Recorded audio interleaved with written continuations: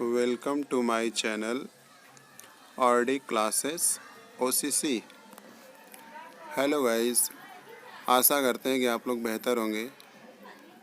आज के इस क्लास में हम आपको बताने वाले हैं क्लास 10th का एक लेसन केमिस्ट्री का, जिसका नाम है अम्ल, क्षार एवं लवण, एसिड, बेस एंड सॉल्ट।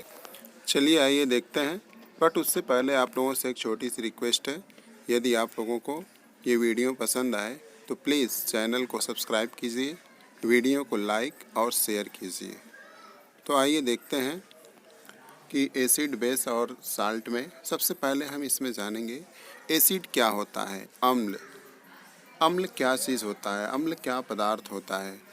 तो आप लोगों के सामने यहाँ पर कुछ अम्ल के प्रॉपर्टीज़ के बारे में यहाँ पर दिए जा रहे हैं, जिससे आप देख सकते हैं अम्ल क्या होता है। एसिड, अम्ल वे पदार्थ होते हैं जो स्वाद में खट्टे होते हैं।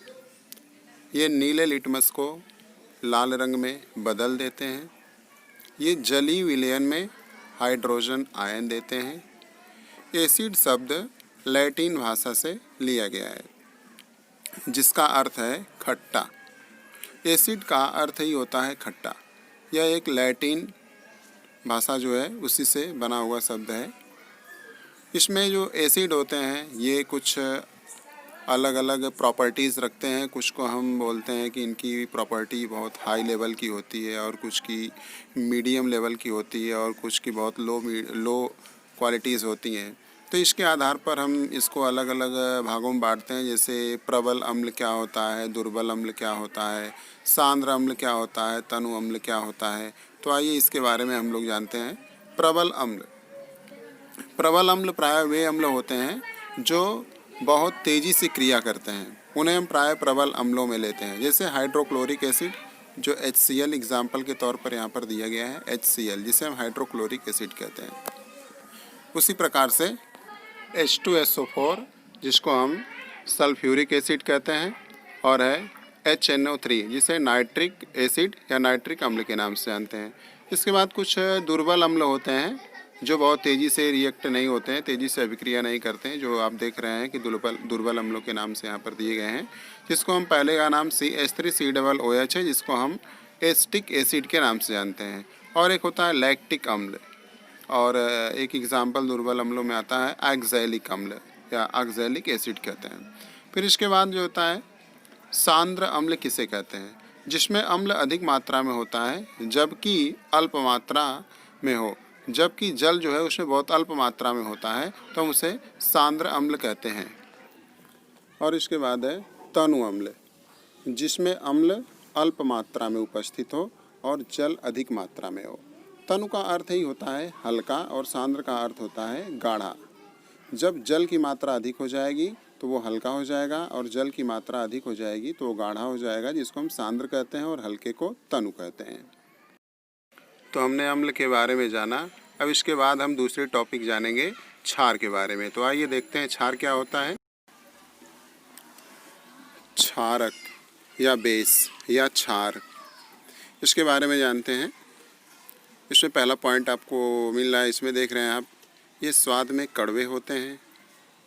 याद रखेंगे इसे, ये जो क्षार होते हैं ना, ये स्वाद में कड़वे होते हैं, इनका स्वाद बहुत कड़वा होता है। ये लाल लिटमस को नीले रंग में बदल देते हैं। जो लाल रंग का लिटमस पेपर होता है, उस लिटमस पेपर को ये नीले रंग में परिवर्तित कर देते हैं। ये जलीय विलयन में हाइड्रोक्साइड आयन देते हैं।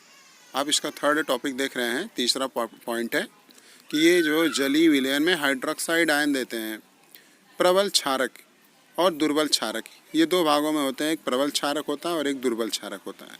प्रबल क्षारक किसे कहते हैं? प्रबल क्षारक जो प्रबल रूप से या बहुत तीव्र गति से क्षारकता का गुण रखते हैं अभिक्रिया करने में, तो प्रबल क्षारक होते हैं। जैसे यहाँ पर NaOH सोडियम हाइड्रोक्साइड दिया गया है, और दूसरा है KOH, जिसको हम पोटेशियम हाइड्रोक्साइड कहते हैं। और एक और एग्जाम्पल दिया गया है कैल्शियम हाइड्रोक्साइड।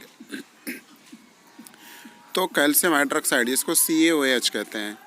इसके बाद है दुर्बल क्षारक, अमोनियम हाइड्रोक्साइड NaOH, इसको हम दुर्बल क्षारक के नाम से जानते हैं। फिर इसके बाद है क्षार, जिसको हम एल्किल कहते हैं। जल में घुलनशील क्षारक को क्षार कहते हैं। ऐसे क्षारक जो जल में घुलनशील होते हैं, जो जल में घुल जाते हैं, उसे हम क्षार कहते हैं। एग्जाम्पल के तौर पर NaOH, ये क्षारक भी है और क्षार भी है। KOH, यह भी क्षार और क्षारक दोनों रूपों में। MgOH twice, magnesium hydroxide. NaOH को हम सोडियम हाइड्रोक्साइड कहते हैं, KOH को पोटेशियम हाइड्रोक्साइड और MgOH ट्वाइस को मैग्नीशियम हाइड्रोक्साइड कहते हैं। इसके बाद आता है लवण। लवण क्या चीज़ होता है? लवण, जिसे हम जो है साल्ट कहते हैं। यदि बात करें तो साल्ट क्या होता है, इसको व्यवहारिक नामों में हम इसको नमक के नाम से जानते हैं। ये नमक होता है। आप सभी लोग जानते हैं कि नमक हमारे घरों में सब्जियों में प्रयोग में लाया जाता है और भी इसके अनेकों उपयोग हैं। तो लवण क्या होता है? लवण अम्ल व क्षार की परस्पर अभिक्रिया से प्राप्त होता है। यदि अम्ल और क्षार की अभिक्रिया करवाई जाए तो जो प्रोडक्ट मिलता है, जो उत्पाद प्राप्त होता है, उस उत्पाद को हम लवण कहते हैं। और याद रखेंगे, अम्ल और क्षार की परस्पर अभिक्रिया जो होती है, यह अभिक्रिया उदासीनीकरण कहलाती है। या ऐसे कह सकते हैं कि अम्ल और क्षार की अभिक्रिया से लवण का प्राप्त होना उदासीनीकरण की अभिक्रिया कहलाता है, या न्यूट्रलाइजेशन रिएक्शन इसको बोलते हैं, उदासीनीकरण की अभिक्रिया।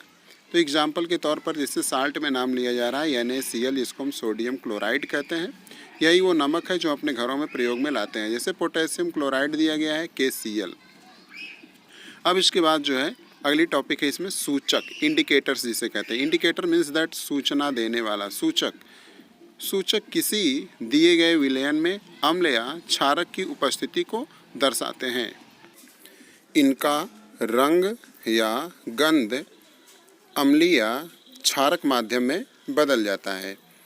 तो जो सूचक होते हैं, जैसे कि अभी ऊपर आपने पढ़ा था एक सूचक के बारे में, जैसे लाल लिटमस के बारे में, कि जैसे क्षारक में अभी एग्जाम्पल आप ऊपर देख रहे हैं कि दूसरा वाला पॉइंट इसमें दिया गया है कि ये लाल लिटमस को नीले रंग में बदल देते हैं। तो लाल लिटमस, ये लिटमस पेपर क्या है? एक इंडिकेटर है, सूचक है। तो इस प्रकार से अम्ल क्षार में जो है इन सूचकों के रंग में परिवर्तन हो जाया करता है। तो सूचक क्या होता है, इसको शॉर्ट में समझने के लिए, सूचक वह पदार्थ होता है जो हमें अभिक्रिया के पूर्ण होने की सूचना को देता है। और ऐसे भी कह सकते हैं कि कुछ सूचक ऐसे होते हैं जो कि हमें रंग या गंध अम्लीय या क्षारीय माध्यम में परिवर्तन की सूचना भी प्राप्त कराते हैं। तो इस प्रकार से हमने आज के इस क्लास में देखा कि अम्ल क्या होता है और क्षार क्या होता है। अम्ल क्षार के बारे में हम लोगों ने जाना। अब इसके बाद जो है इससे रिलेटेड और भी टॉपिक्स इसमें आगे मिलेंगे आप लोगों को, जिसे आप देख सकते हैं। यदि आपको ये वीडियो पसंद आया हो तो चैनल को सब्सक्राइब कर दीजिए, वीडियो को लाइक और शेयर कीजिए। वीडियो वॉचिंग करने के लिए थैंक्स।